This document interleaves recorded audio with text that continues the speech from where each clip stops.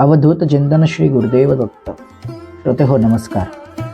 मागील भागात आपण पाहिले की सरस्वती या ब्राह्मण स्त्रीला पुत्रप्राप्तीसाठी नाथांनी सूर्यवीर्य असलेले भस्म दिले, परंतु शेजारणींच्या बोलण्यावरून तिने ते भस्म शेणाच्या उकिरड्यात टाकले. या ठिकाणी हरिनारायणाने संचार केला. आता आजच्या भागाला सुरुवात करूया. चंद्रगिरी या गावावरून जगन्नाथांच्या दर्शनासाठी नाथ जगन्नाथपुरी येथे आले. जगन्नाथाचे दर्शन झाल्यावर तीर्थयात्रा करीत करीत ते खाली रामेश्वराच्या दर्शनासाठी गेले. त्या ठिकाणी स्नान करून साधनेला बसल्यावर त्यांची नजर एका वृद्ध मरकटावर गेली. ते अन्य कोणी नसून साक्षात मारुतीराय होते. मच्छिंद्रनाथांनी त्यांना नाग अश्वस्थ स्थानावर प्रसन्न करून घेतले होते. त्यांच्या सामर्थ्याची परीक्षा घेण्यासाठी मारुतीरायांनी हे रूप धारण केले. वरतून मोठ्या प्रमाणात पाऊस पडत होता. या पावसापासून आपले रक्षण व्हावे यासाठी ते वृद्ध वानर म्हणजेच मारुतीराया एक एक दगड गोळा करून दगड उकरून आपल्यासाठी निवारा तयार करत होते. हे पाहून मच्छिंद्रनाथ उपेक्षेने त्या मरकटाला म्हणाले, अरे मरकटा, तू खूप मूर्ख आहेस. अरे तू आता निवारा तयार करत आहेस. हे तर असेच झाले की चोर घर लुटून गेल्यावर दिव्यात तेल भरावे. मच्छिंद्रनाथांचे असे बोलणे ऐकून मारुतीराय नाथांना म्हणतात, अरे तू माझी उपेक्षा करतोस? तू कोण आहेस ते मला आधी सांग. यावर नाथ म्हणाले, मी दत्त महाराजांचा शिष्य आहे. माझे नाव मच्छिंद्र. लोक मला जती असे म्हणतात. यावर मारुतीराय म्हणाले, आम्ही आजपर्यंत हनुमंतांना जते असे संबोधतात असे ऐकले. हे तुम्ही काय नवीनच जती निर्माण केले? मी मारुतीरायांचा शेजारी आहे. मी त्यांना प्रसन्न करून घेतलेले आहे. आता मला आधी युद्धात पराभूत कर, नाहीतर जती असे नाव काढून टाक. अरे मरकटा, अशी कोणती कळा मला दाखवतोस?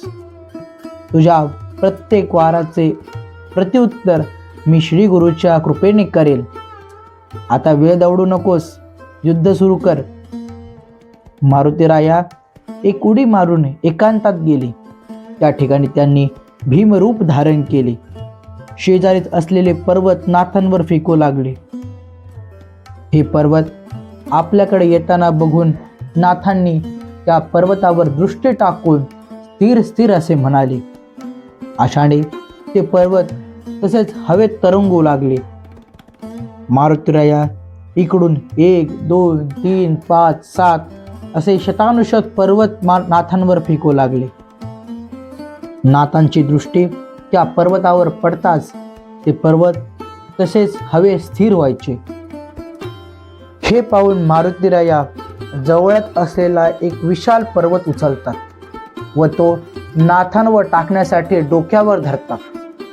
त्यावेळी नाथ वायू आकर्षण मंत्र मारुतीवर टाकतात. यामुळे मारुतीरायांच्या शरीरातील वात कुंठित होतो. त्यांची हालचाल पूर्णपणे बंद झालेली असते. त्यांनी उचललेला पर्वत तसाच त्यांच्या डोक्यावर धरलेला असतो. तो पर्वत खाली टाकावा इतके सुद्धा प्राण त्यांच्या शरीरात राहत नाही.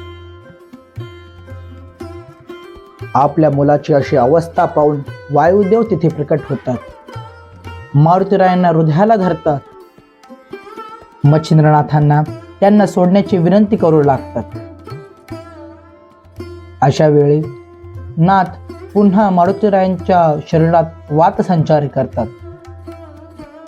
शेवटी मारुती आणि वायुदेव नाथांपाशी आले. नाथांनी दोघांना नमस्कार केला. हे मारुतीराया, आपली या आधीच मार्तंड पर्वतावर भेट झालेली आहे. तरीही तुम्ही व्यर्थ हे युद्ध का केले असा प्रश्न माझ्या मनात उठला आहे. यावर मारुती म्हणतात, तू नाग अश्वस्थ स्थानी सर्व देवी देवता प्रसन्न करून घेतल्या. मला तुझ्या सामर्थ्याची परीक्षा पाहावायची होती म्हणून मी हे युद्ध केले. खरंच तुला युद्धात कोणी परास्त करू शकत नाही. आता तू आनंदाने जती असे नाव लाव.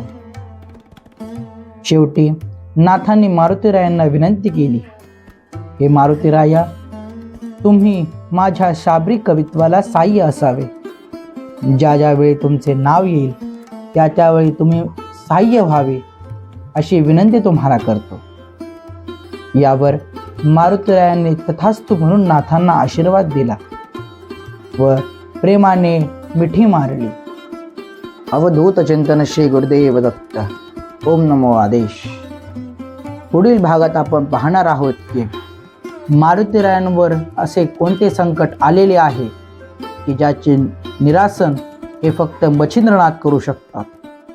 मारुतीरायांनी नाथांना स्त्रीराज्यात का पाठवले याचे उत्तर आपण पुढील भागात पाहणार आहोत. व्हिडिओ आवडल्यास व्हिडिओला लाईक करा, खाली कमेंट करा आणि चॅनलला सबस्क्राईब करायला विसरू नका. अवधूत चिंतन श्री गुरुदेव दत्त.